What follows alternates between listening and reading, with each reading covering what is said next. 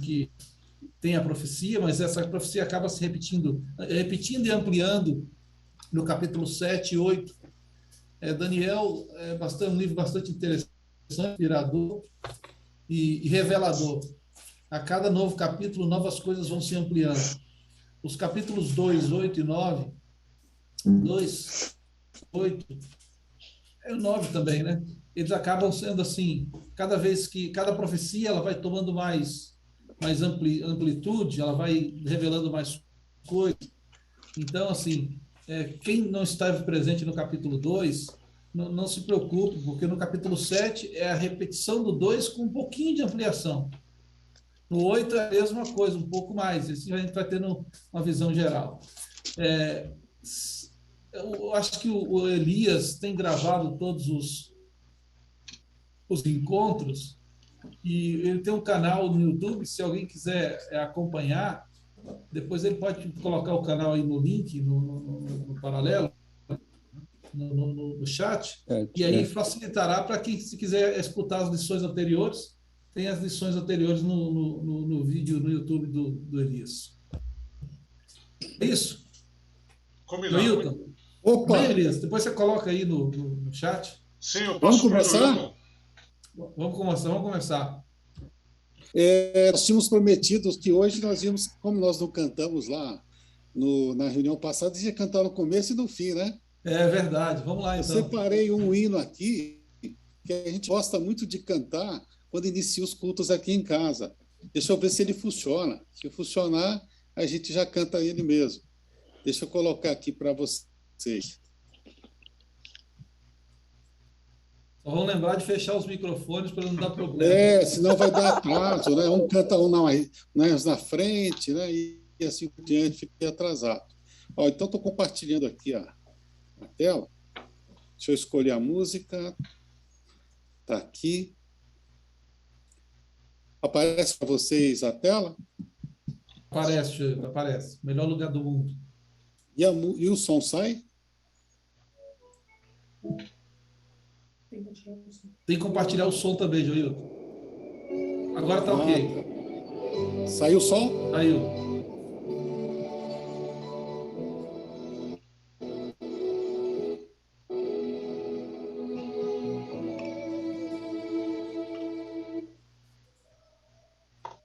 Desculpa, eu dei uma clicada aqui e acabei pausando. Vou colocar novamente.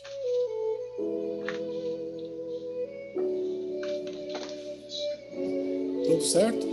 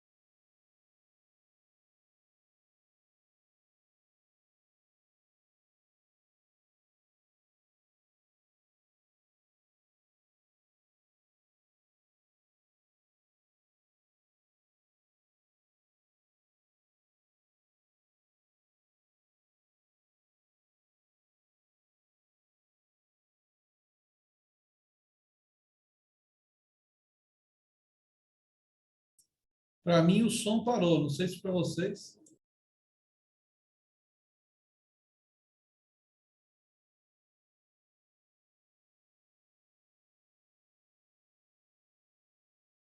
Alexandre, o som do Joilton está fechado. A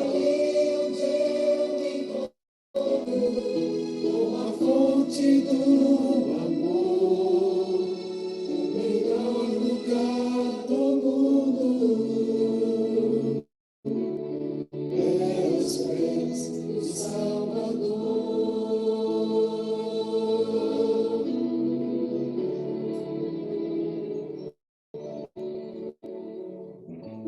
Estamos com casas que tenham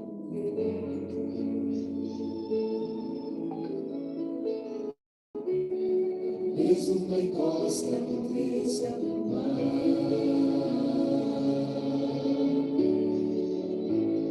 essas maravilhas não fazem sentido se Cristo não está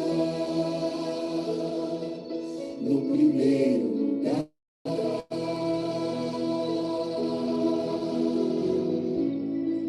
Ao sentir a paz de Deus,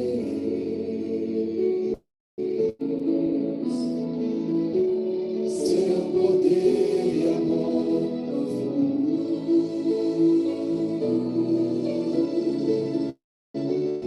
eu posso estar onde for, estou feliz por me encontrar no melhor lugar do mundo, o melhor lugar do mundo é aos pés do Salvador. É ali onde há esperança, mas alivia o sofredor. É ali onde eu me encontro com a fonte do amor, o melhor lugar do mundo é aos pés do Salvador. Eu me encontro com a fonte do amor, o melhor lugar do mundo é aos pés do Salvador.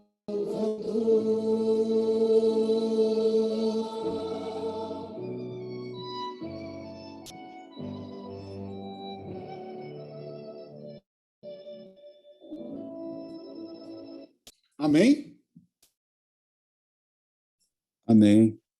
Ok. Vamos fazer uma oração para nós iniciar o nosso estudo de hoje. Ailton, você podia fazer oração para nós, pedindo uma bênção pelo nosso estudo e por todos aqui que estão? Alguém tem algum pedido especial para que o Ailton possa interceder por esse pedido de oração? Um agradecimento, um pedido muito especial que queira fazer agora nessa tarde? Uma vez, não tenho pressa.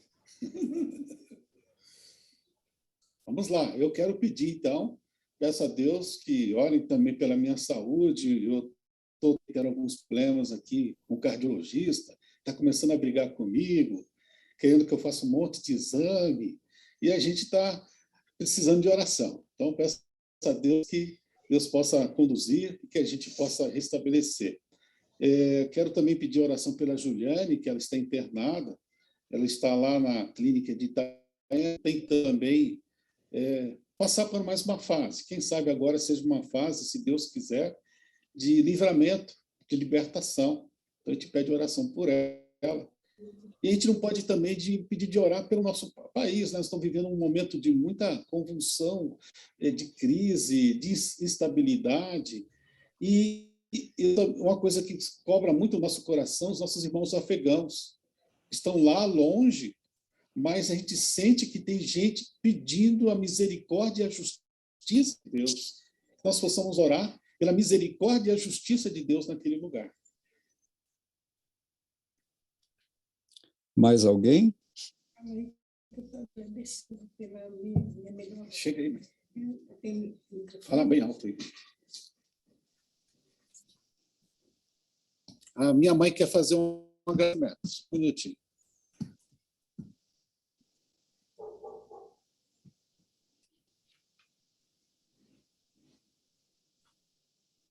Pode falar, mãe.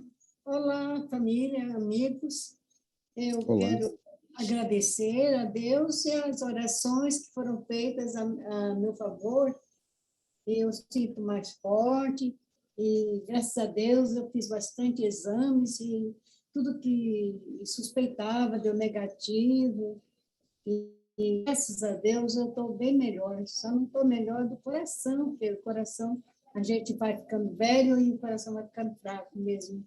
Mas o resto está tudo bem. Agradeço a todos e a Deus, primeiramente. Peço também pela Juliane e por todos, afinal, que precisam das orações. Agradecer por Samuel ter melhorado também. É Amém. isso aí. Amém.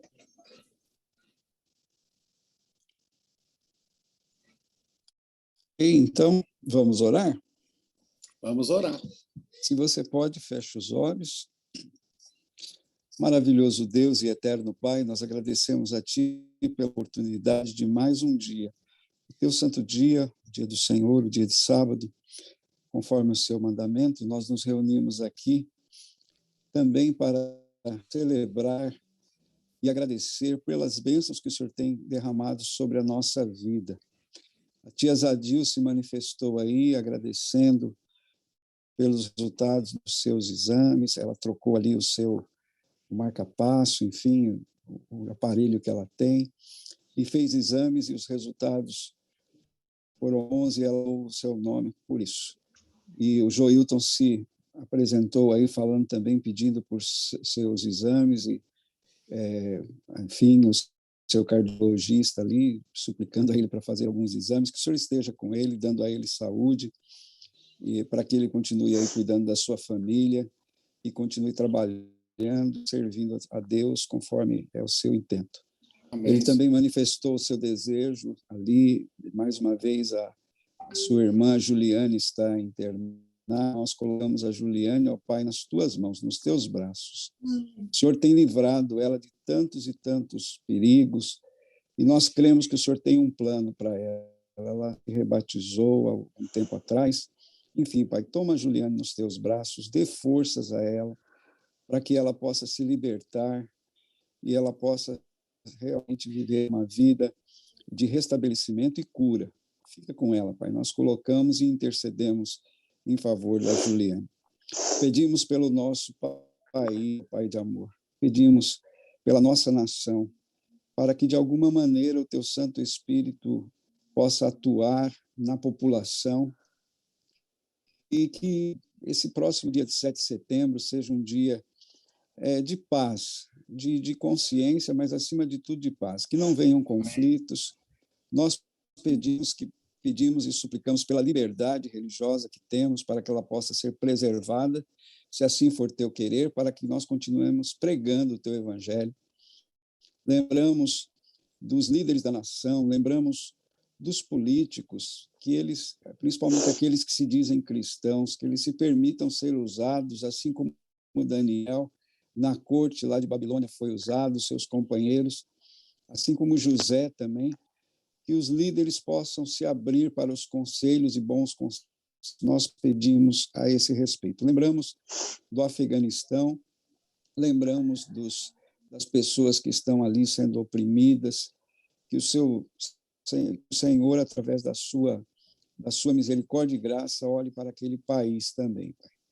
Dentro de mais alguns instantes, nós vamos abrir a sua palavra e nós precisamos e clamamos, Pai, pelo teu santo e bom Espírito, que ele nos dê discernimento, sabedoria, e que o estudo desta tarde, finalzinho do teu santo dia, início de uma nova semana, possa nos aproximar mais de ti, para nós percebermos que o Senhor, aquilo que o Senhor profetiza, aquilo que o Senhor anuncia, acontece. O Senhor tem o comando da história nas tuas mãos. Isso venha fortalecer a nossa fé. Nós te pedimos pelos amigos que estão conosco, nos honrando com a sua presença, que o Senhor abençoe a vida de cada pessoa que aqui está participando desse grupo e aqueles que vão estar assistindo quando acessarem esse vídeo. Nós te pedimos, nós te agradecemos, no nome santo de Jesus. Amém. Amém. Amém. Bom, para quem chegou agora, acabou de chegar, uma boa tarde. Eu estou empenhado hoje de estudarmos mais um capítulo do livro de Daniel, que tanto conhecimento nós temos nas tardes de sábado aprendido. desde o capítulo 1 de Daniel, hoje o capítulo 5, quanta coisa boa nós entendemos pela experiência que aqueles hebreus tiveram contato com uma nação estrangeira, um país diferente, puderam testemunhar, passaram por provações, foram provados por Deus, testemunharam a todo aquele povo, aos caldeus, aos babilônicos, e hoje o tema que nós vamos discorrer é... Deixa eu compartilhar, vocês conseguem ver os meus slides? Estão conseguindo ver? Ok. Nós vamos falar sobre a última noite de Babilônia. A última noite, o que aconteceu naquela cidade, por que foi a última noite de Babilônia, e o que nós podemos aprender, o que a última noite de Babilônia pode nos trazer nesse nosso futuro. Existe alguma correlação de Babilônia com o nosso presente e o nosso futuro? Seria uma coisa que a gente gostaria também de estar nessa tarde. Antes de nós irmos para o assunto de Babilônia, eu tive a oportunidade de visitar uma cidade na Itália chamada Pompeia. Fica perto de Herculano. Joilton, a sua tela não está em tela cheia. Se você quiser colocar em tela cheia... Posso pôr? Pode. Ficou maior? Não está no modo apresentação. Ah, sim. Fica muito pequeno quando está assim? Fica melhor assim para você? Pode seguir. Pode ser? Pode. Mas vocês conseguem ver os slides? Consegue. Ah, tá. Porque eu achei um jeito de ficar com as câmeras e com o slide nesse formato. Quando eu coloco em tela cheia, cobre os dois monitores. Tudo bem. Então, ali em Pompeia, também eles passaram por algo parecido que os babilônicos passaram. Eles tiveram o seu último dia, no dia 79 depois de Cristo, algo aconteceu naquela cidade romana. Vocês podem ver aqui um vulcão, né? O vulcão Vesúvio, que ele fica aproximadamente uns 10 quilômetros de Pompeia. E no dia 79, no ano 79, praticamente no mês de agosto, no dia 24 de agosto, esse vulcão ele explodiu e uma imensa quantidade de lava, de fogo, se espalhou por toda a cidade. E a população começou a fugir, outros começaram a empelar pelos cavalos, com as carroças, e alguns não conseguiram fugir. Os que não conseguiram fugir, eles foram petrificados, transformaram-se em múmias de pedra, como vocês podem ver aqui, algumas ruínas de Pompeia. E eu estava estudando um pouquinho sobre por que a lava não queimou os corpos, por que ainda ficou alguma coisa, por que não foi tudo consumido. E alguns pensadores da Itália, eles começram a usar o ultrassom 3D e começaram a analisar essas pessoas que foram petrificadas instantaneamente ali em Pompeia.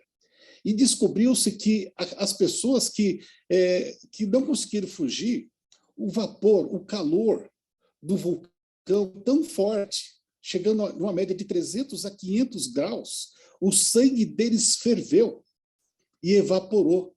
E o cérebro vitrificou.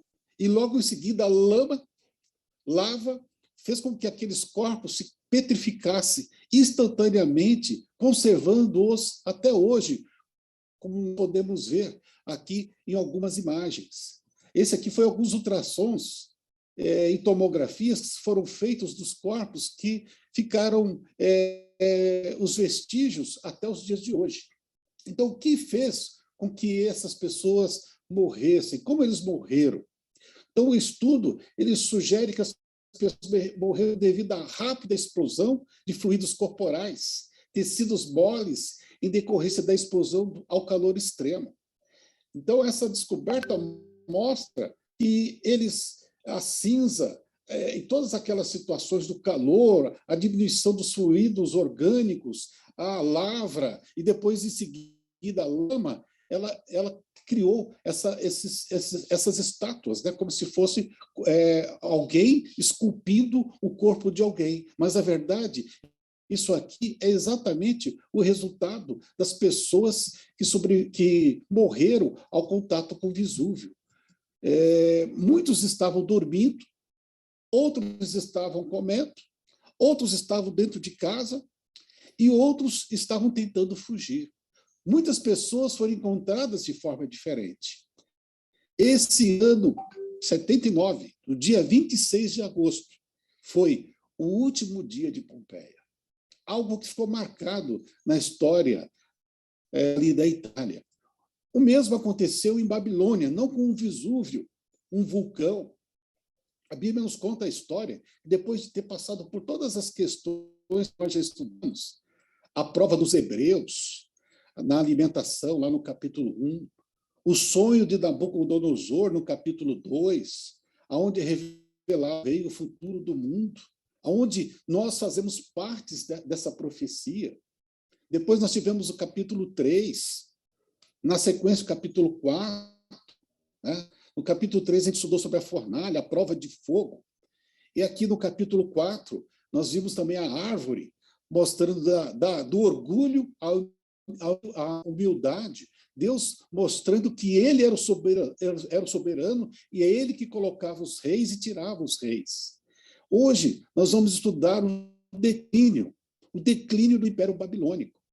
Nós estamos chegando aqui ao fim do período das 70 semanas dados aquele povo de Babilônia, aos 70 anos, melhor dizendo, dado ao povo babilônico.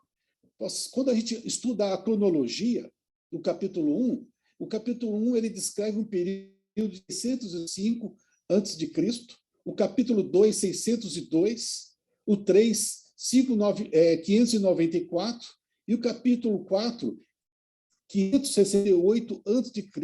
Então, nós estamos narrando, ao abrir as folhas, as páginas da Bíblia, esses períodos proféticos. Também os judeus não tiveram apenas o cativeiro babilônico, eles sofreram um cativeiro no Egito, quando Jacó e toda a sua família foram para o Egito, e ali as tribos cresceram e se multiplicaram. Depois eles tiveram um cativeiro na Síria. E, por último, o cativeiro aqui em Babilônia. Os profetas, eles sempre advertiam o povo do que ia acontecer. Nada disso veio, diferentemente do Vesúvio, instantaneamente. Diz aqui Amós 3, versículo 7. Certamente o Senhor Deus não fará coisa alguma sem primeiro revelar os seus segredos aos seus servos, os profetas. E tudo que aconteceu com os hebreus foi profetizado, foi avisado. Por exemplo, vejam só Jeremias falando aqui sobre o cativeiro babilônico. Vamos ver aqui Jeremias 25, versículo 11. Elias, pode ler para nós? Microfone.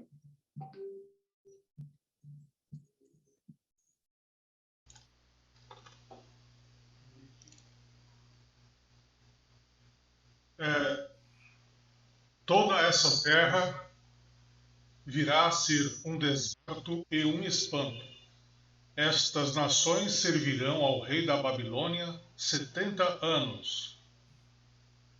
Exatamente. E nós vemos aqui em Jeremias falando quanto tempo ia durar o cativeiro, quanto tempo os babilônicos teriam de graça. Seriam 70 anos. E esse dia que nós vamos ver aqui, essa noite, melhor dizendo, era o final do período de 70 anos, quando a balança de Deus, a justiça de Deus já estava chegando ao seu limite de misericórdia.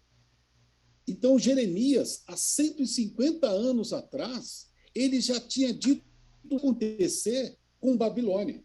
Veja aqui, Nino, pode ler para a gente Isaías 45:1, e ele fala até quem ia destruir Babilônia, vejam só, antes que os judeus fossem exilados, antes que eles fossem para a Babilônia, Isaías, capítulo 45, versículo 1, ele diz que como ia acontecer e quem ia ser o libertador, quem ia destruir a cidade de Babilônia.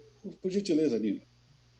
Assim diz o Senhor, ao seu ungido, a Ciro, a quem tomo pela mão direita para bater as nações ante a sua face, para descingir os lombos dos reis, e para abrir diante dele as portas que não se fecharão. Muito bem. E outra coisa, Deus não só informou o período, quanto tempo ia durar o cativeiro, ele informou como seria a estratégia, como ia acontecer a invasão de Babilônia. Ruth, lê para a gente aqui esse texto que nos fala o que seria a estratégia para a invasão de Babilônia. Que digo a profundeza das águas. Seca-te, e eu secarei os teus rios. Que digo de Ciro? Ele é meu pastor e cumprirá tudo o que me apraz. Que digo também de Jerusalém? Será edificada e do templo será fundado. Exatamente. Então, aqui ele mostra qual era a arma secreta aí, no caso, que já não era mais secreta, estava revelado há mais de 150 anos, como Deus ia interferir para que Ciro entrasse na cidade e tomasse totalmente Babilônia. Vejam só as ruínas de Babilônia, que hoje nós encontramos localizadas ali ao sul de Bagdá. Deixa eu diminuir um pouquinho a imagem aqui, que o rodapé de vez em quando não aparece. Está aqui, ó. Então, localizado a 90 quilômetros ao sul de Bagdá, se entende como o local aonde ficavam ali as ruínas, e ficam as ruínas de Babilônia.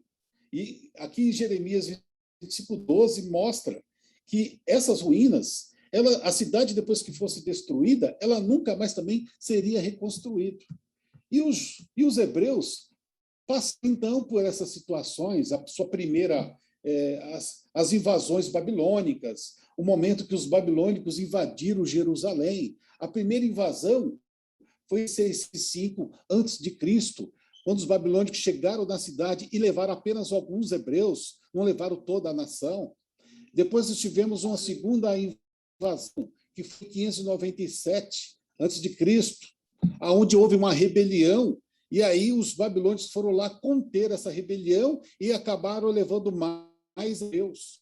E a última invasão, a terceira, que foi em 586, quando eles acabaram, destruíram a cidade de Jerusalém e destruíram também o templo de Salomão. Nesse período aí sim, inicia-se, dá-se início à totalidade do cativeiro babilônico.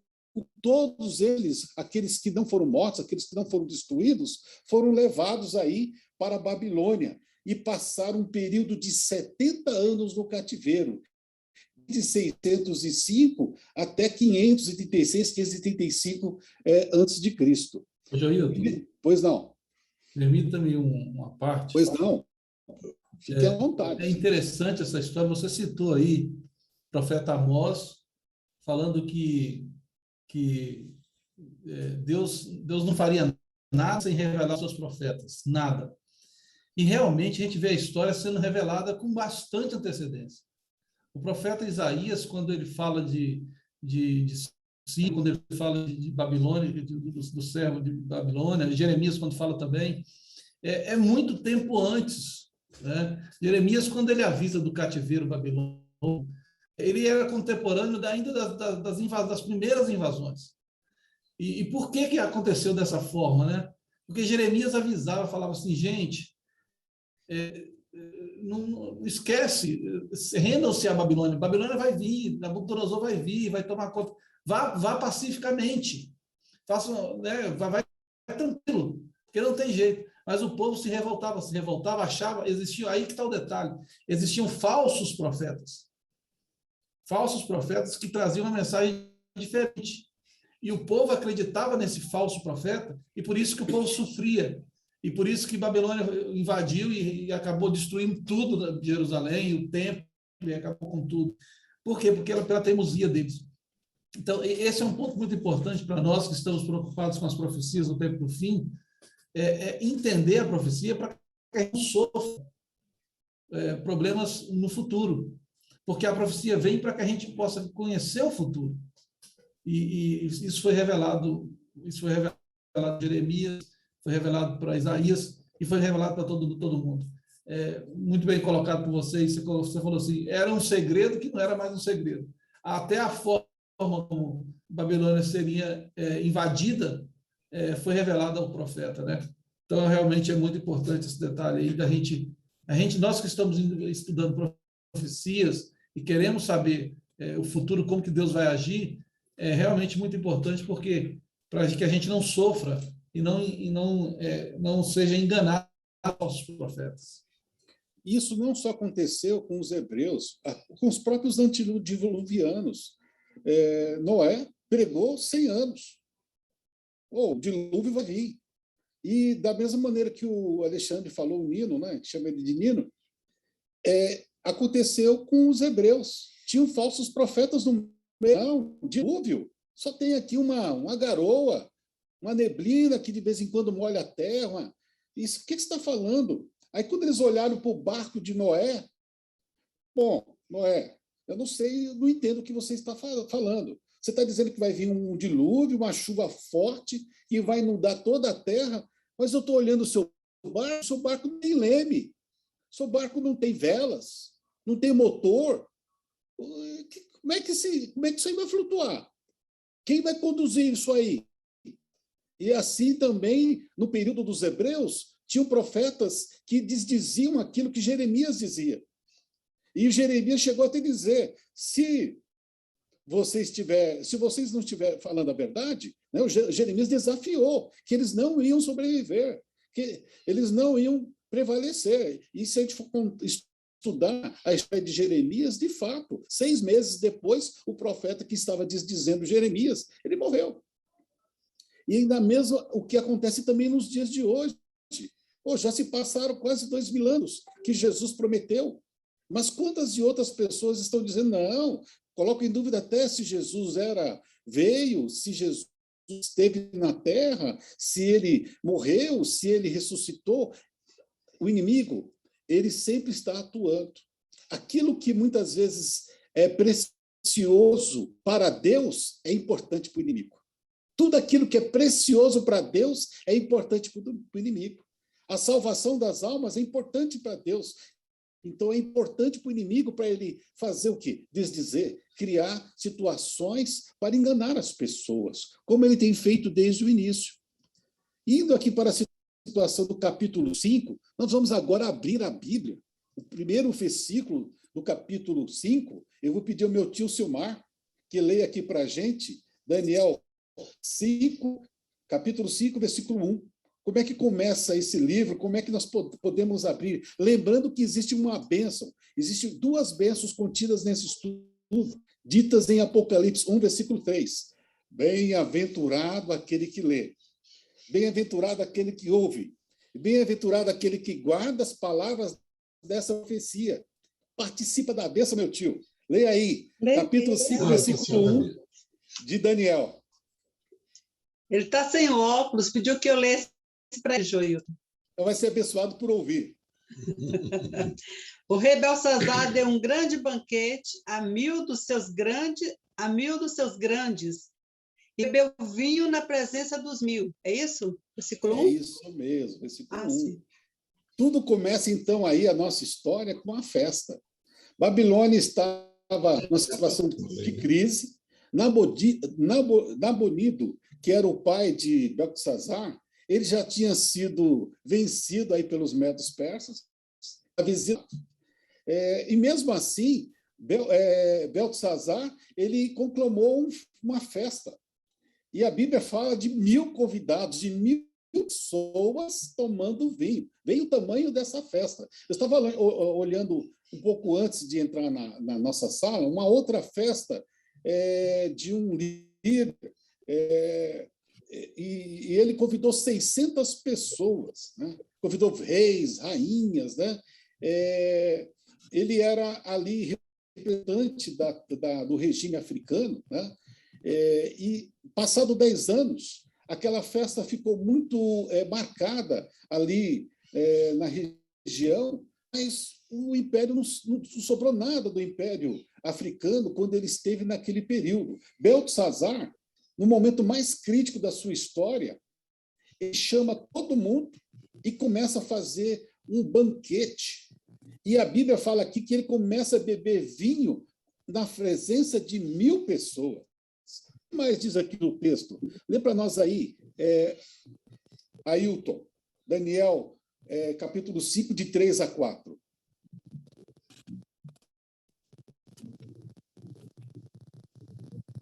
Então trouxeram os utensílios de ouro que foram tirados do templo da casa de Deus, que estava em Jerusalém, e beberam neles o rei, os seus grandes e suas mulheres e concubinas. Beberam o vinho e deram louvores aos deuses de ouro, de prata, de bronze, de ferro, de madeira e de pedra. Ailton, por que ele fez isso e o que representava isso para os hebreus e para Deus, esse ato de Beltesazar? Sem dúvida alguma, eu estava dando uma lida aqui na lição de Dani, aqui, de Joilton, diz que nem Nabucodonosor, na sua loucura, teve ousadia de fazer isso, mandar trazer os utensílios que foram tirados do templo, lá de Salomão. Lembrando que foi nessa ocasião que a Arca da Aliança foi escondida e está aqui na terra e guardada. Ninguém sabe onde ela está, né? Mas levaram. Eu tenho aqui, Joilton, no livro do Dr. Maxwell, diz que foram levados 5.469 objetos do templo. E dentre esses estavam lá esses copos, nessas taças. E no momento em que ele estava embriagado, ele quer, vamos assim dizer, desonrar, porque aquilo era sagrado, santificado, com um propósito santo, de ser usado nas cerimônias ali e nos ritos de perdão, do dia da expiação, da festa de Ares, enfim. E ele faz isso para, como diz assim, tentar mostrar que ele estava no comando, né? E era uma coisa absurda, né? Isso aí, ele estava abusando, né? Chegou no limite. E o texto aqui a gente pode ver que ele estava já bêbado, ou seja, havia perdido a razão, e foi aí que ele mandou trazer aquilo lá. Ou seja, chegou no limite da paciência e da misericórdia de Deus. Além de ter subjugado os hebreus, aquilo que o Ailton falou é bem correto. Nabucodonosor, em algum momento, em nenhum momento, ele se fez uso dos utensílios do templo. Ele colocou no mesmo lugar onde estavam os objetos de adoração dos caldeus. Quando ele começou a beber nas taças do santuário, a utilizar os utensílios do santuário, ele estava agora no limite da misericórdia, no limite do julgamento de Deus, porque ele estava caçoando de Deus tomar nos utensílios sagrados o vinho, a brindar com mulheres, com as pessoas convidadas, as suas concubinas, né? E ali eles bebiam vinho e davam louvores aos deuses, ao panteão babilônico. Isso foi uma situação crítica. Chegou ao limite em que ele, além de desonrar todas as pessoas que criam naqueles objetos sagrados, naqueles utensílios sagrados, ele começou a zombar diretamente do Deus Altíssimo. Ô Joilton, Exato. E aí é interessante que o verso 4 diz: beber o vinho, louvar os deuses de ouro, seguindo a ordem lá da estátua, né? De ouro, Sim, de prata, de bronze, de ferro, né? Cada um na sua importância, na sua significação, afrontando o Deus verdadeiro, né? Ô, Joilton. Pois não, pode falar. O importante de notar que esse rei era tão insano, orgulhoso, entendeu? E soberbo, que ele desprezou o fato que os dois reinos estavam fora, rodeado todo o Império Babilônico, esperando a oportunidade para entrar. Enquanto eles estavam cercados, ele estava fazendo uma festa, entendeu? Bebendo e abominando. Isso é uma abominação a Deus. Verdade. Eles estavam confiando nas suas muralhas, que as muralhas eram gigantescas. do suprimento de alimentos que eles tinham reservados. Diz os historiadores, Heródoto, que eles tinham ali suprimento para 20 anos. Então, eles achavam, se a gente ficar comendo, bebendo, e eles acreditavam que as muralhas eram intransponíveis, que eles podiam ficar à vontade. Agora eu convido aqui meu tio Isaac, leia para nós aqui Daniel 5, de 5 a 6. Depois que aconteceu esses fatos, quando eles chegaram a um limite, agora eles não estavam só menosprezando o povo, menosprezando a Deus, eles começaram a adorar todo o panteão babilônico. E exatamente nesse momento que eles começaram a usurpar os utensílios do santuário, a caçoar, Deus ele não deixa se escarnecer. O que aconteceu exatamente nesse momento, no capítulo 5, versículos 5 e 6, aqui de Daniel. Por favor, Isaac. Vamos ver se o áudio está saindo aí, ver se está ligado no microfone. Está ótimo. Chegou aí? Chegou. No mesmo instante, apareceram os dedos de mão de homem e escreviam defronte do candeeiro, na caidura da parede do palácio real. E o rei via os dedos que estavam.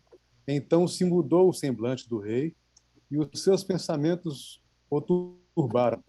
As juntas dos seus lombos se relaxaram e os seus joelhos batiam um no outro. Estranho, né? A Bíblia começa a relatar até a situação física de Beltesazar. Ele começou a relaxar os seus lombos e os seus joelhos começou a bater um no outro. Ele ficou apavorado, né? O que ele viu? Ele viu uma figura parecida como essa, uma mão gigante, entrando agora no salão de festa, onde estavam lá mais de 1.000 pessoas, ele estava brindando vinho, fora todas as pessoas que estavam servindo, todos os seus grandes do reino. Chega uma mão no meio do salão, talvez o salão, na época, não tinha eletricidade, estava ali só com velas, luminárias de azeite, lamparinas de azeite. Os palácios não eram tão iluminados como são hoje. E um clarão, uma luz forte, uma mão, só uma mão, sem o braço, começando a escrever na parede. E o rei ficou, então, apavorado. O silêncio, o terror, sem saber aquilo que estava acontecendo, no momento, aquelas palavras de fogo, né, escritas ali na parede, e as pessoas começaram a se aproximar do rei. Rei, o que é isso? Faz parte da festa? Explica para a gente o que está acontecendo. Você preparou isso aí? Faz parte do show? E o rei começou a tremer, né? Ele começou a ficar angustiado, gritar, querendo que alguém resolvesse, explicasse o que estava acontecendo, não é isso? Agora, o que ele fez, o rei, em Daniel 5, versículo 8. Nilza, pode ler para nós, Nilza? Liga seu microfone para a gente, tia Nilza. O que aconteceu no momento que aquela mão começou a escrever na parede? O que o rei fez?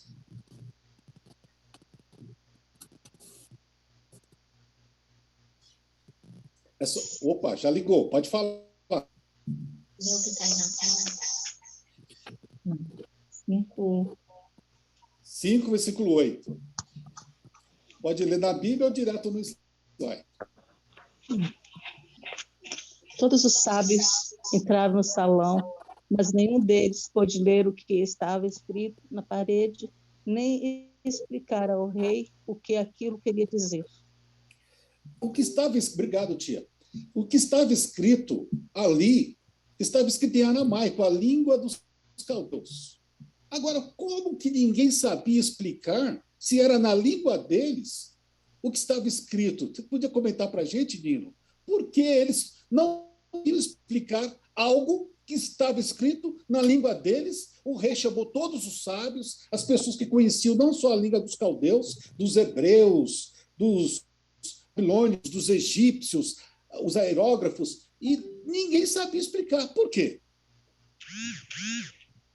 É a situação complicada, né? Porque estranho isso. Por que eles não entendiam a própria língua, né?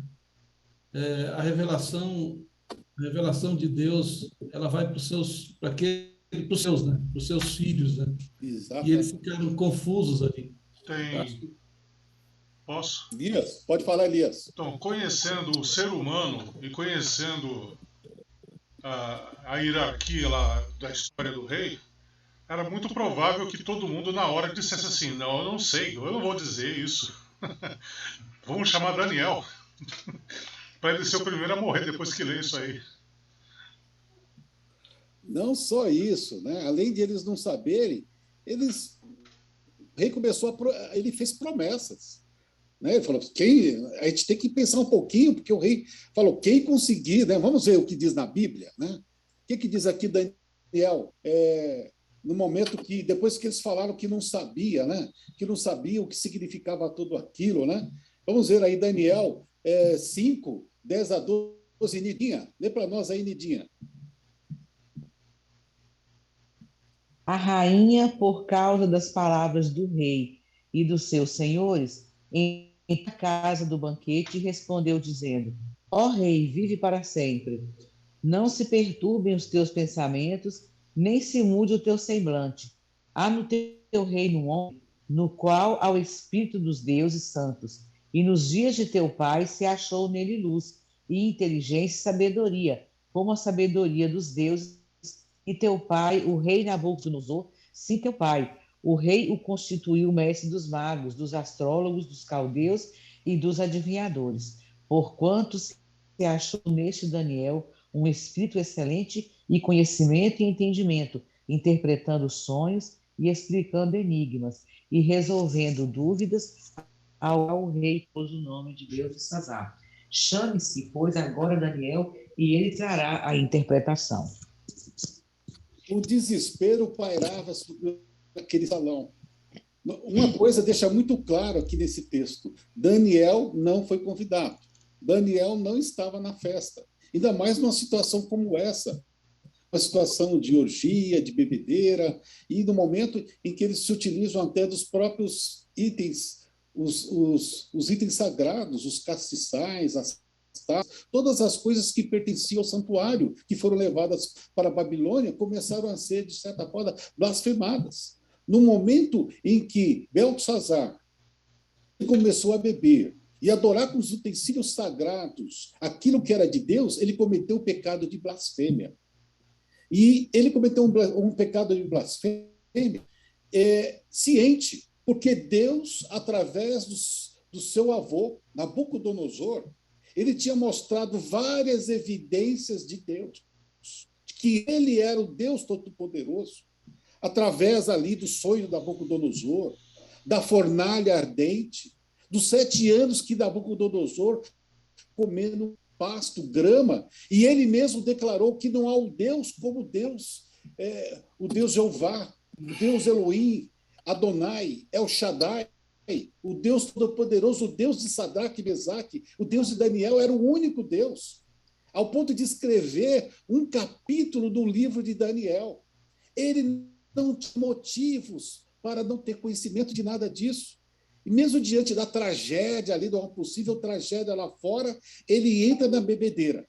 E agora ele profana os itens sagrados de Deus, cometendo um pecado de blasfêmia. Vamos ler um pouco mais aqui, Daniel 5, 13 e 14. Pode fazer um comentário antes, por favor. Sobre isso que você está falando aí, inclusive a avó dele, né, a rainha vó, né,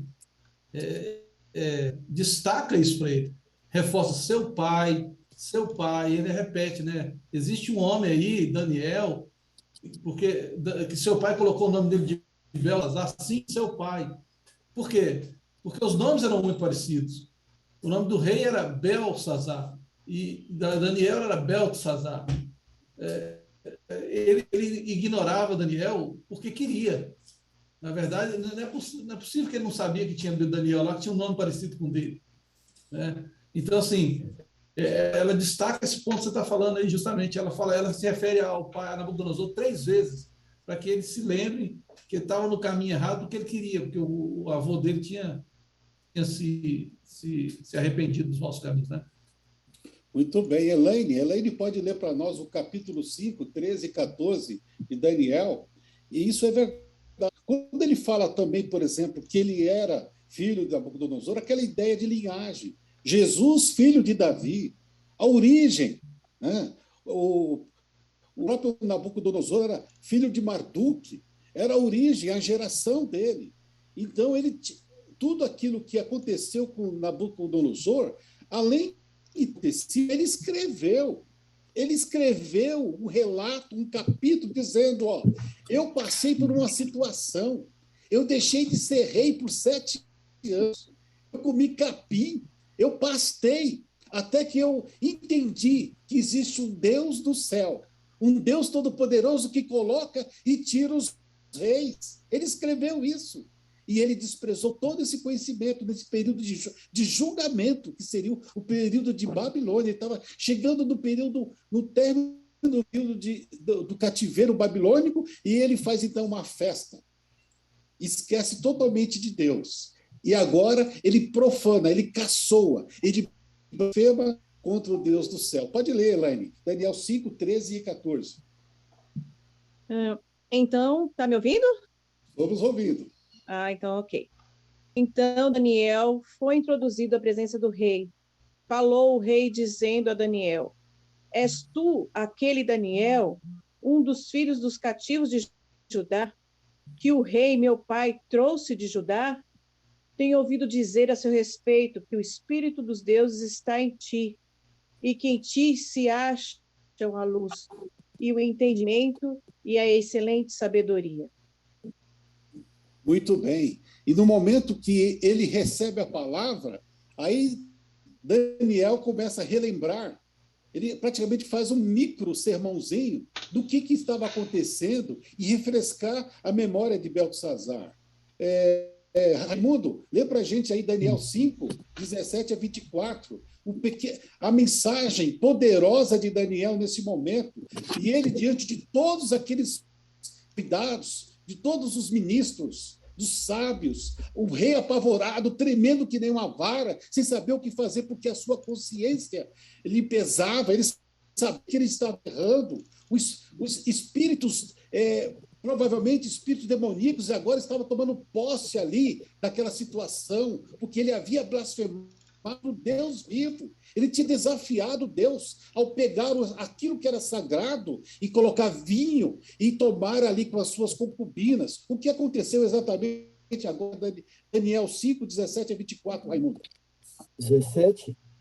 17 a 24. 5, capítulo 5. 17 a 24. Isso.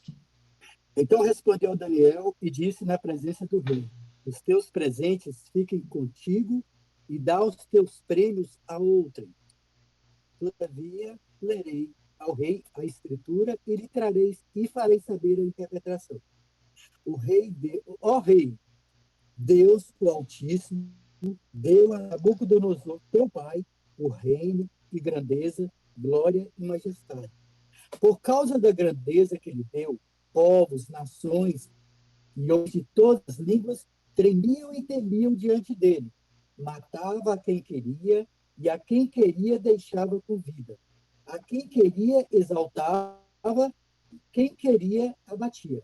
Quando, porém, o seu coração se elevou e o seu espírito se tornou soberbo e arrogante, foi derribado do seu trono real e passou dele a sua glória. Foi expulso dentre os filhos dos homens, o seu coração foi feito semelhante ao dos animais, e a sua morada foi com os jumentos monteses. Deram-lhe a comer erva como aos bois, e do orvalho do céu foi molhado o seu corpo, até que conheceu que Deus, o Altíssimo, tem domínio sobre o reino dos homens, e a quem quer constitui sobre ele. Tu, Beltesazar, és filho, não humilhaste o teu coração, ainda que sabias tudo isso, e te levantastes contra o Senhor do céu, pois foram trazidos os utensílios da casa dele perante ti, e tu e os teus grandes, e as tuas mulheres, e as tuas concubinas, bebessem vinho neles. Além disso, desses louvores aos deuses de prata, de ouro, de bronze, de ferro, de madeira e de pedra, que não veem, não ouvem, nem sabem, mas a Deus, em cuja mão está a tua vida e todos os teus caminhos, a ele não glorificaste. Então, da parte dele, foi aquela mão que traçou esta escritura. Até o 24? Até o 24, obrigado. Aí nós vimos aí, ele fez uma retrospectiva, um overview de tudo o que aconteceu. Ele deixou bem claro que ele não era inocente. Ele sabia muito bem o que ele estava fazendo. E Deus não podia deixar aquela situação no momento que ele estava desafiando aquilo que ele considerou sagrado. Todos aqueles utensílios foram feitos pela ordem expressa de Deus. Deus mandou fazer. Se ele trouxe aqueles utensílios de Jerusalém, do templo, até Babilônia, porque ele permitiu.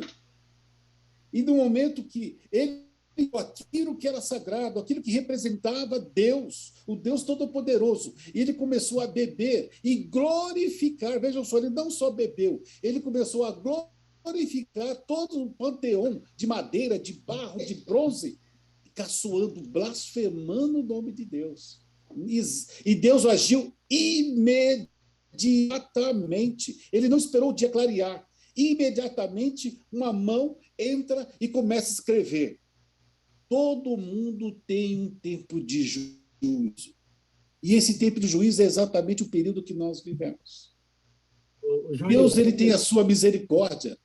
Assim como ele teve a misericórdia para a Babilônia. Ele teve 70 anos para aquele povo mudar de rumo. E apesar de todas as evidências, eles escolheram caçoar de Deus. Pode falar, Nilo.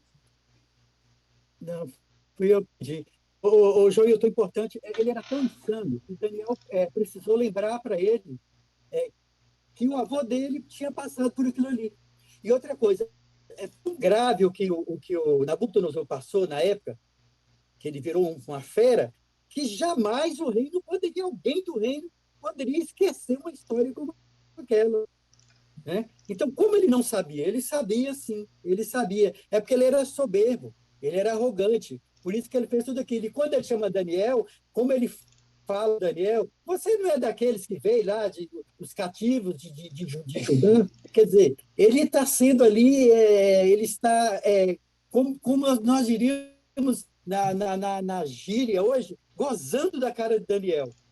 Né?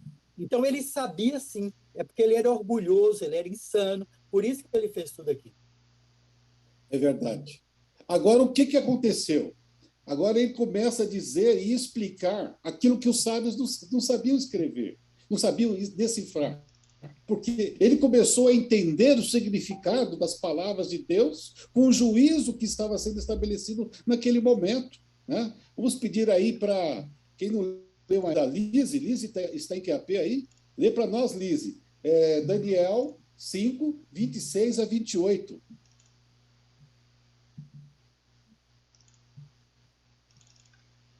Só um minutinho. Nós estamos pedindo para todo mundo ler para participar da bênção. Bem-aventurado aquele que lê, aquele que ouve e aquele que guarda as palavras desta profecia. Sinta-se abençoado. Amém. Amém. Vamos à minha bênção. Vamos lá. Agora a explicação. Mene quer dizer que Deus contou o número dos dias do reinado do Senhor e resolveu terminá-lo. Tekel quer dizer que o Senhor foi pesado na balança e pesou muito pouco. Pérez quer dizer que o seu reino será dividido e entregue aos medos e aos persas. Muito obrigado. Aí chegou a palavra, o que significava cada uma daquelas palavras escritas na parede, diante de todos. Deus agora estava trazendo juízo imediato àquele reino. Assim como ele dá esse juízo a cada um de nós. Muitas vezes a gente já ouviu falar do fechamento da porta da graça, do terno da graça de Deus, o juízo. Fora tudo, esses são juízos pontuais, mas cada um de nós tem um juízo pessoal.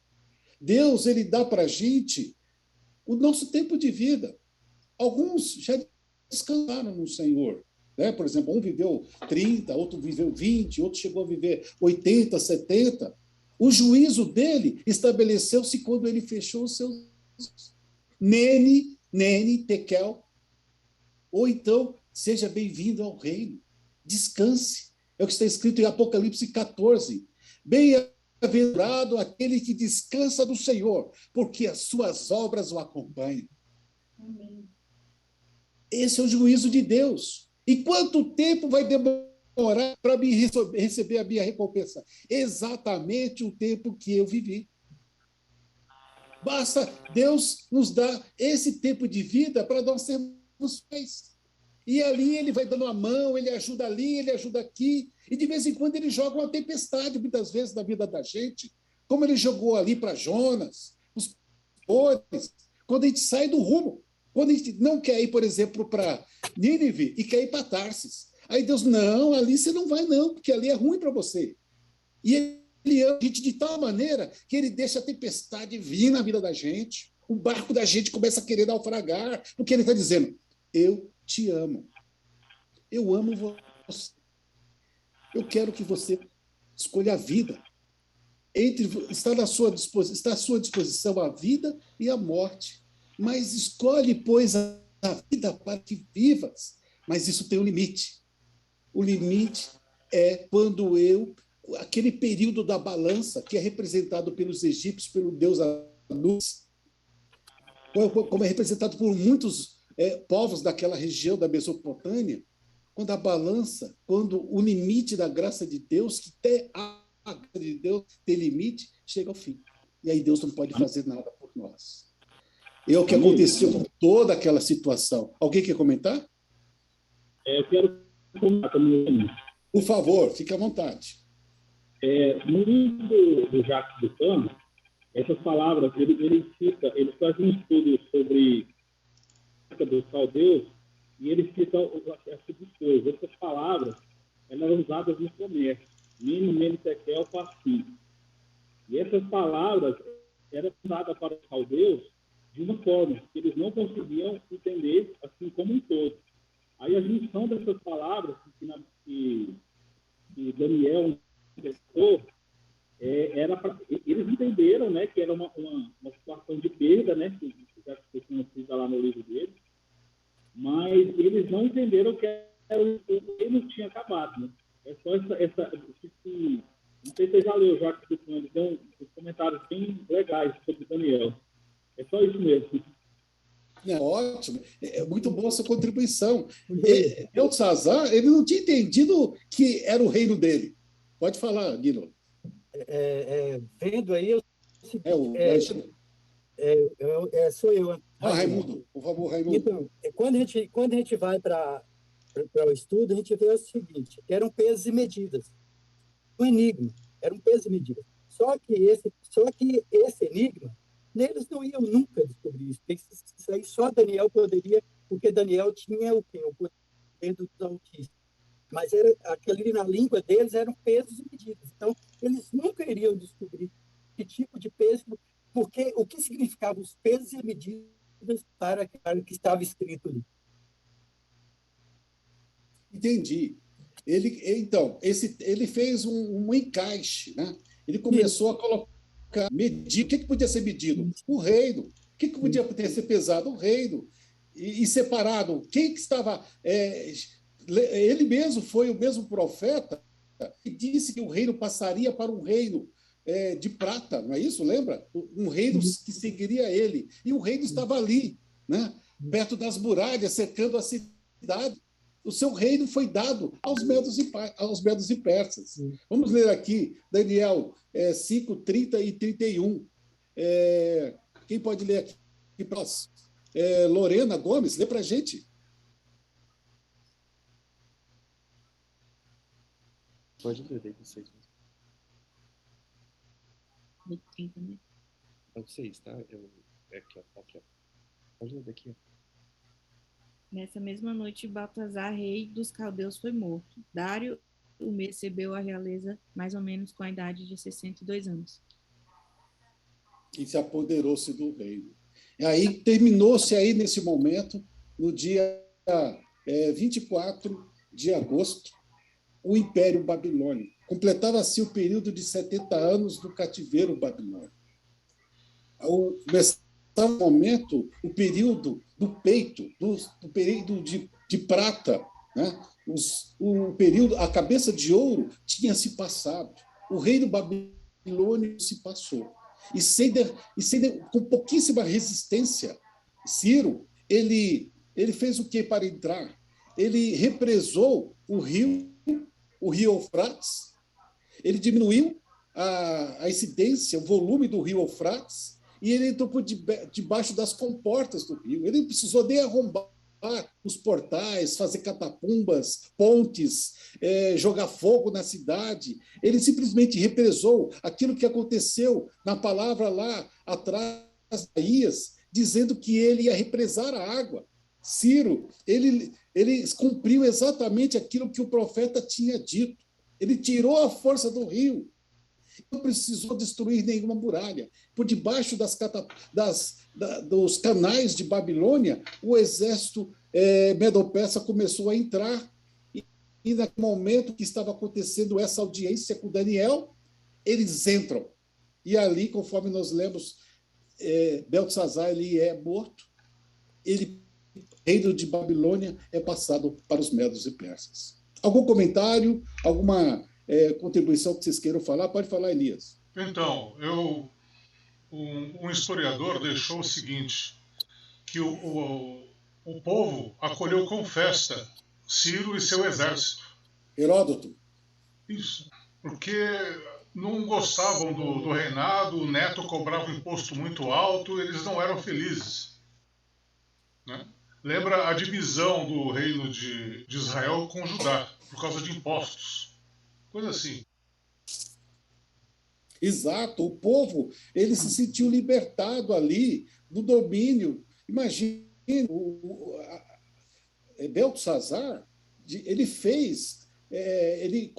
começou a tratar a Babilônia com nenhum respeito aos povos que ali congregavam.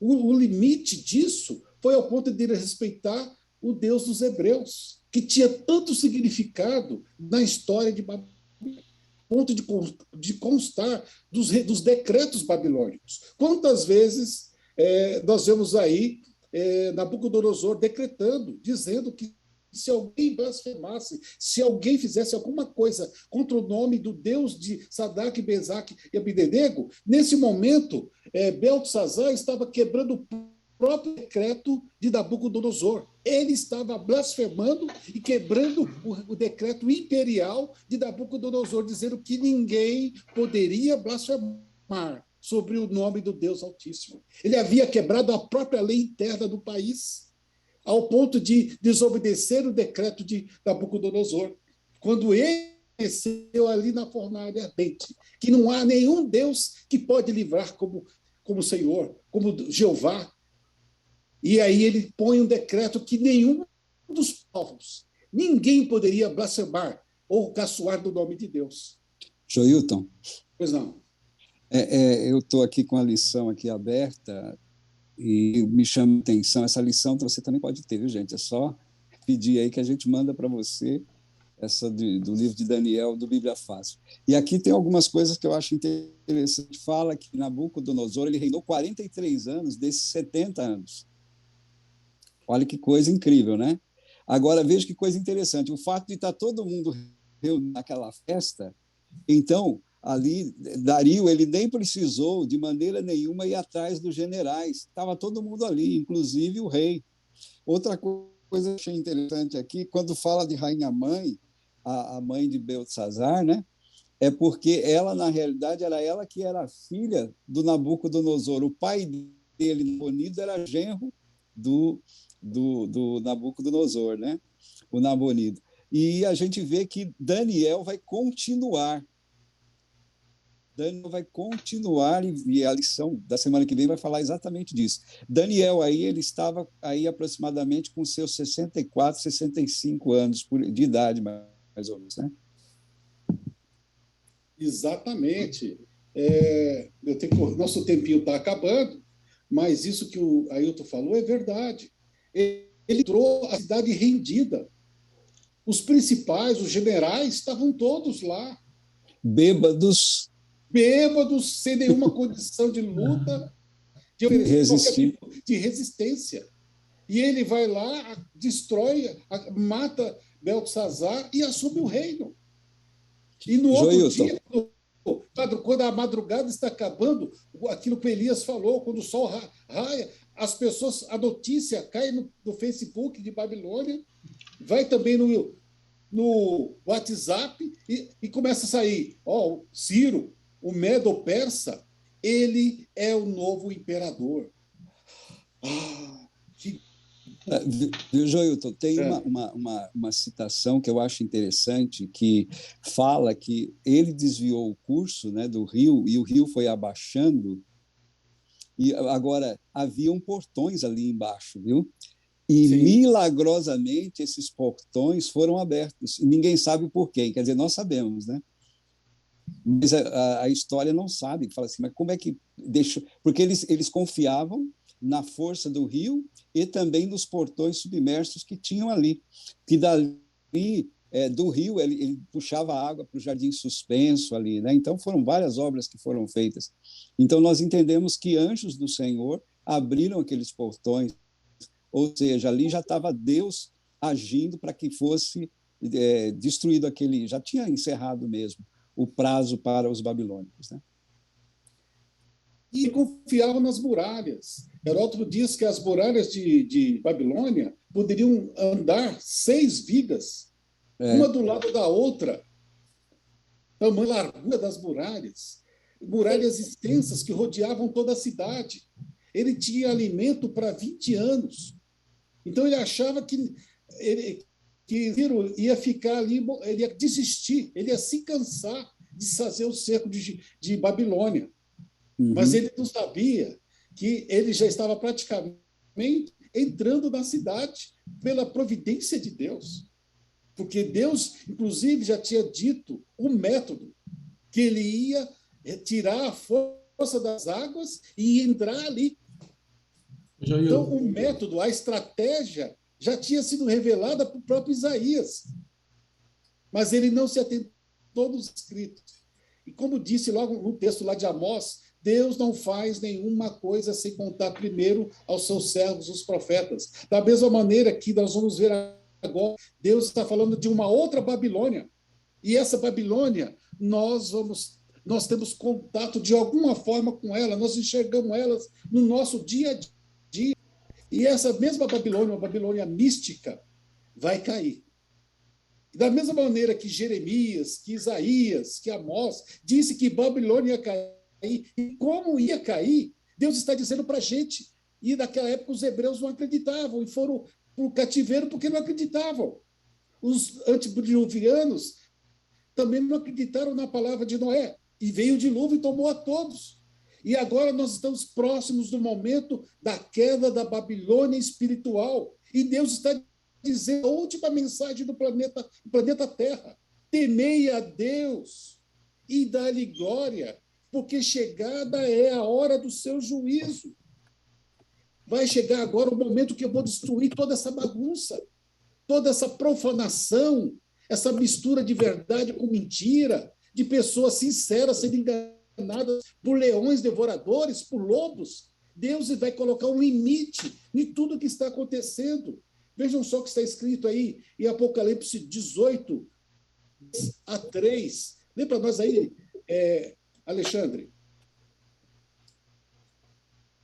Então exclamou com potente voz, dizendo: caiu a grande Babilônia, e se tornou morada de demônios, covil de toda espécie de espírito imundo, e esconderijo de todo gênero de ave imunda e detestável, pois todas as nações têm bebido do vinho do furor da sua prostituição. É verdade. E essa tipologia bíblica de Babilônia, ela é real. Nós estudamos agora, acabamos de estudar juntos, a queda da Babilônia física, e nós estamos próximos de vermos, de contemplá-los a qualquer momento.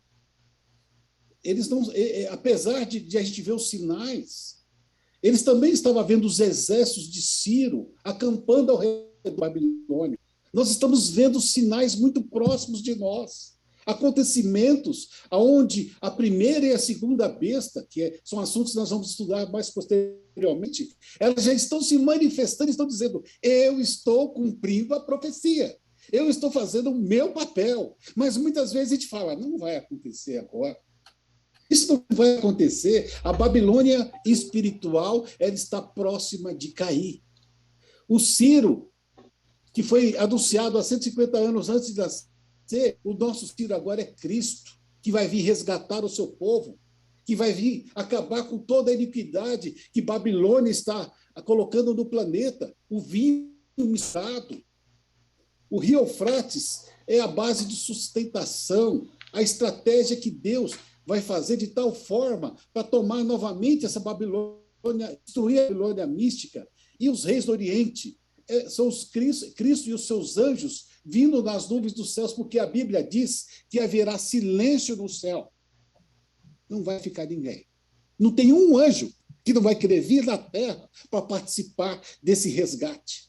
É um resgate do planeta Terra. Ele vai resgatar o Isaac, a Nilza, o Silmar, a Lorena, a Nidinha, o Agostinho, o Elias. Ele vai vir resgatar. E não vai vir nenhum anjo vai ficar para trás. Sabe por quê? Eles vão trazer a trombeta de Deus. E quando a trombeta de Deus for soada, a palavra de Deus diz que os mortos vão ressuscitar ao ouvir o seu som.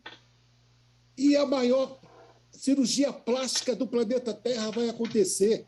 No piscar de olhos, todos nós seremos transformados. Amém. Aqueles que estiverem vivos serão transformados. E o Senhor está dizendo, gente, preguem essa mensagem, porque está para acontecer. Os sinais já estão acontecendo. Nós já conseguimos ver os resultados de Babilônia. Olha o que Babilônia fez. Quantas religiões, quanta confusão, quantas religiões principais. Nós vemos aí, espiritismo, 13 milhões de pessoas, judaísmo, estoquismo, budismo, e assim vai. Uma vez eu fui visitar a China, e quando eu cheguei lá na China, eu achava que todo mundo lá era budista, hinduísta, taoísta, alguma coisa assim. E eu perguntei para a minha guia, como é que funciona? Quando a gente começou a visitar os templos chineses, ela disse o seguinte, nós somos 1 bilhão e 300 milhões de chineses. Aí eu perguntei, dessa população chinesa, quantos são budistas, quantos são cristãos? Aí ela falou assim, muita pouca gente. 20% desse povo é budista. O resto eu nem sei te dizer. Mas 80% nós não cremos em nada. Antes nós acreditávamos no partido, agora nós não acreditamos em nada. Eu fiquei assim impressionado com aquela situação. 80% de 1 bilhão e 300 milhões de pessoas estão lá vazias, secas, porque se sentiram decepcionadas pela a religião dos seus ancestrais, sentiram-se decepcionadas pelo partido e estão querendo algo que preencha o coração delas, porque o materialismo acabou com aquele sentimento que eles tinham. E aí, nós não vemos só isso na China, a gente vê isso em vários lugares do mundo. Vejam aqui no nosso país, quantas situações, como vocês já viram como essa. Não tenho nada contra as pessoas que estão lá sinceras. Deus ama essas pessoas e diz, sai dela, povo meu. Olha outra coisa. Isso é muitas vezes uma desonra.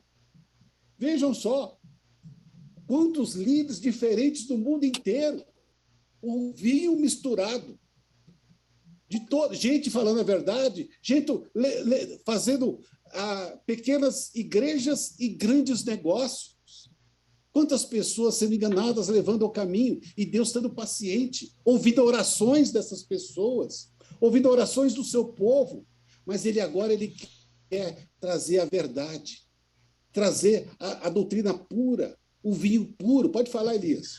É rapidinho. Ali naquela foto tem algumas das maiores fortunas do Brasil, estão aqui, dali. Gente, eu sou policial. Uma das formas de lavar dinheiro é a religião. Porque as ofertas, as contribuições, muitas delas não são, muitas vezes, contabilizadas, com exceção das religiões sérias, das religiões corretas. Muito disso aí, gente, é lavagem de dinheiro. É muito triste. E Deus ele quer pôr fim a isso tudo. Ele quer destruir essa Babilônia mística, essa Babilônia que está levando as pessoas a se afastar, a não crer.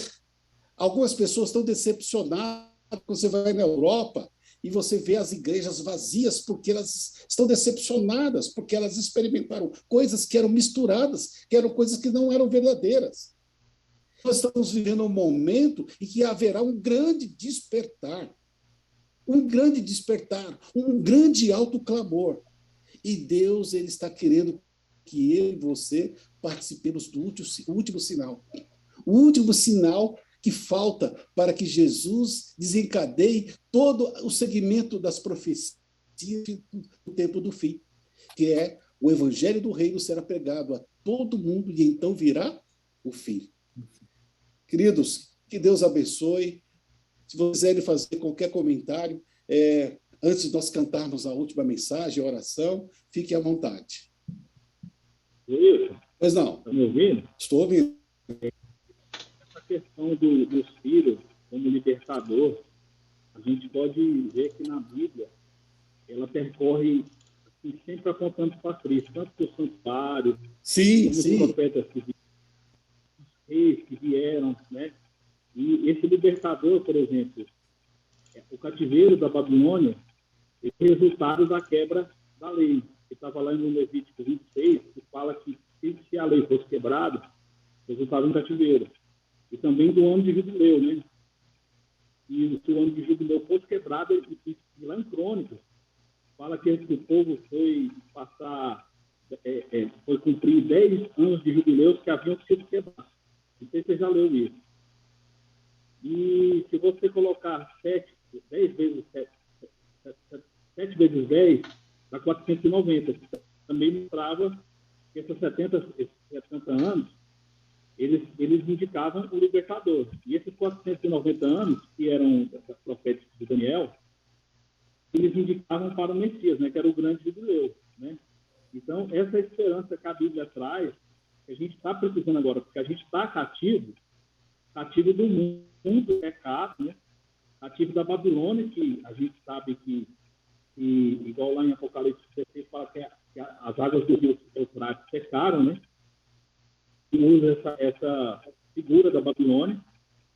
E nós estamos esperançosos de um Ciro, né? Assim, do Messias para vir, para livrar a gente desse mundo de pecado e de escravidão. É o que eu mais quero. É só comentando aqui uma coisa legal, como a Bíblia ela vai mostrando essas coisas. Obrigado. Obrigado. Essa é a grande correlação da Babilônia física com a Babilônia espiritual, que a gente vai estudar depois do detalhamento disso nas cadeias proféticas que a gente vai ver nos próximos capítulos de Daniel. Mas muito obrigado. Bacana a sua comparação. Pode falar, Ailton.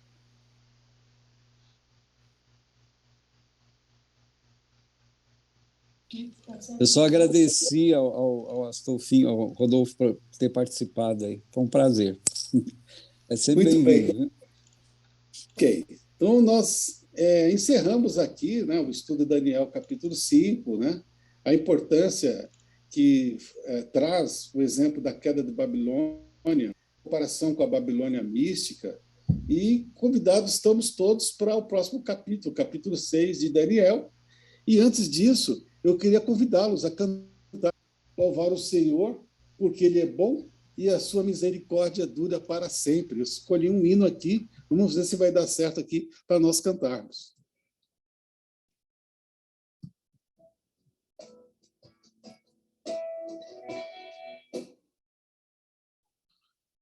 Aparece para vocês aí a música?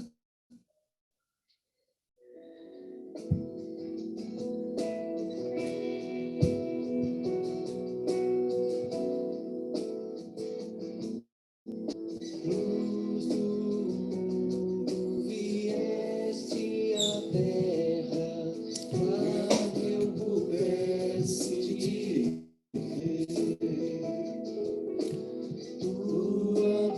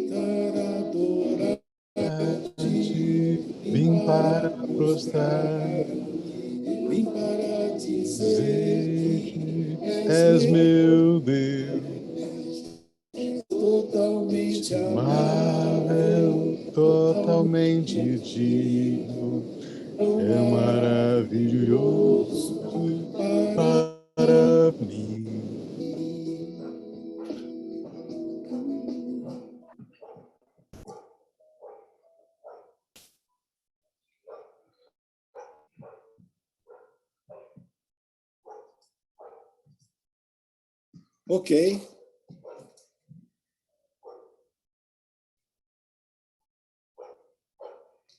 Nesse momento.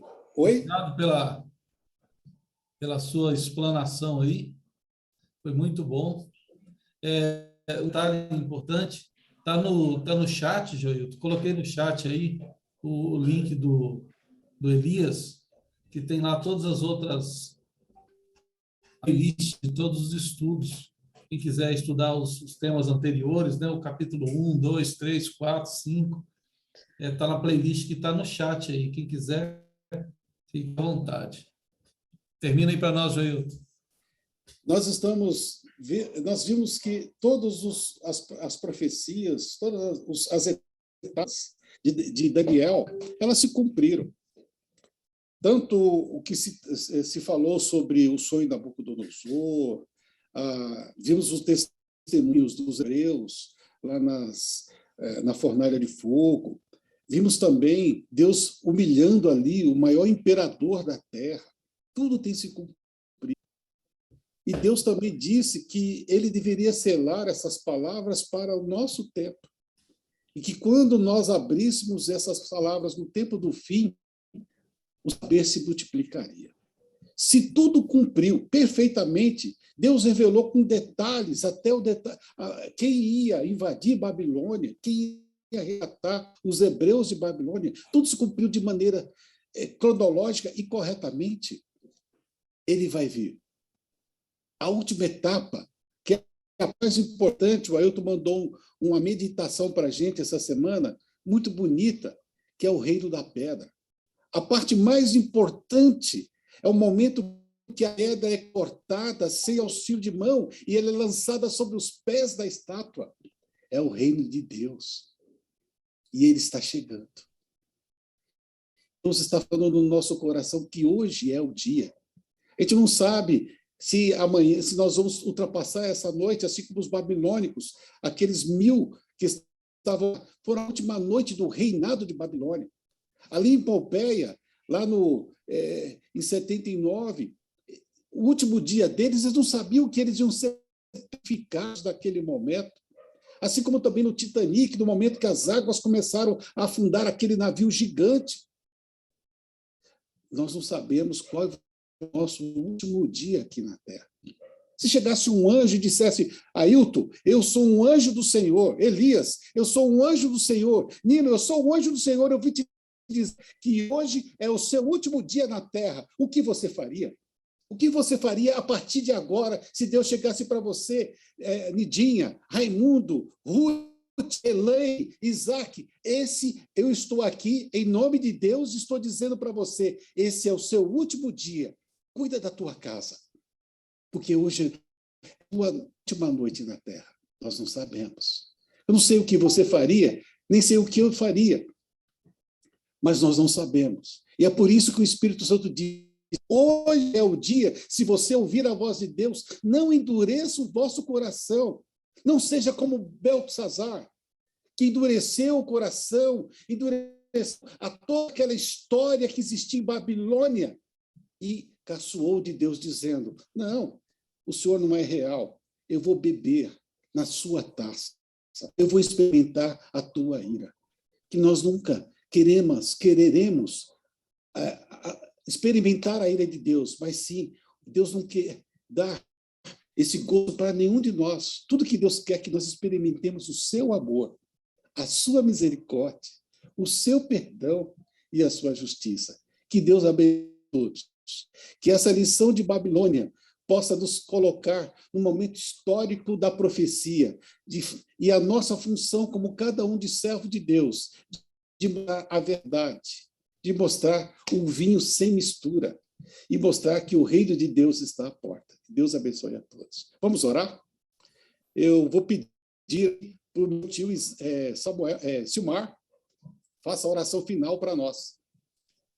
Alguém tem algum pedido, alguma coisa que o Silmar ore por vocês? Pode só colocar alguma coisa especial, algum pedido especial, quem não estava no início, ou se lembrou de algum pedido para que o Silmar ore, posso colocar agora, nesse momento. O Silmar, tem uma família que domina, que trabalhou comigo no hospital. A família pegou Covid, o pai dela é um senhor idoso, teve câncer, ela também já teve câncer, e eles estão pedindo que a gente faça oração por eles. Tá? Mais alguém quer fazer algum pedido ou podemos orar? Eu continuo pedindo oração. Amém. É muito difícil, muito difícil. Muito difícil. Então, podemos orar. No chat apareceu aí, orar pelo Bernardo, pela saúde dele. Muito bem. Então, vamos orar? Desculpa, Pode falar. Eu vou pedir oração pelo meu filho, que está distante. Graças a Deus, ele está frequentando a igreja lá. E a igreja é pequena, mas está nos caminhos de Deus, que ele continue nos caminhos do Senhor. E agradeço também pela vida de todos. Uma boa semana para todos. Amém. Amém. Senhor, nosso Deus poderoso que habita nos céus, nós queremos agradecer, Senhor, pelas bênçãos que o Senhor tem nos dado, agradecer pelo sacrifício de Jesus. Senhor, também somos gratos pelo sábado que passamos. Também agradecemos, Senhor, por esse estudo que estamos fazendo para aprender mais sobre o estudo do Senhor e ficarmos, Senhor, mais atentos para os dias que estamos vivendo, que Jesus está perto a voltar. É verdade. Abençoa, Senhor, cada um dos participantes. Dê sabedoria para as pessoas que estão explanando, que estão estudando, para melhor trazer a mensagem, faça abrir a mente de cada um através do Espírito Santo, Senhor. Pai de misericórdia, também estamos aqui gratos pelos agradecimentos que foi feito. Estamos trazendo ao Senhor os pedidos de oração que foram feitos aqui. O Senhor conhece os pormenores de cada pedido desse, Senhor. Que o Senhor possa estender tal misericórdia, socorrer e atender, aceitar os agradecimentos e dar as bênçãos, Senhor, que cada um de nós precisamos. Amém. Com certeza, a maioria ficou calado, mas todos nós temos um pedido especial, Senhor, que é a glória do Espírito Santo, que é a abertura da nossa mente para entendermos os tempos do fim e nos preparar. Amém. Deus, misericórdia, nós queremos pedir essas bênçãos e já agradecer. Sempre pedimos com perdão dos nossos pecados e em nome de Jesus, que é o nosso comandante. Amém. Amém. Amém. Amém. Uma feliz semana para todos. Vamos tirar uma foto aí. Feliz semana para todos. Vamos tirar uma foto aí. Opa, vamos tirar foto. Todo mundo aí no 3, hein? Mulherada já arrumou o cabelo, tudo certo. 3, 1, 2, 3. Valeu, gente. Semana que vem. Aí o meu perfume aí, O bigode chamado. o meu perfume aí. Feliz semana, obrigado pela presença de todo mundo. Boa semana. Feliz semana.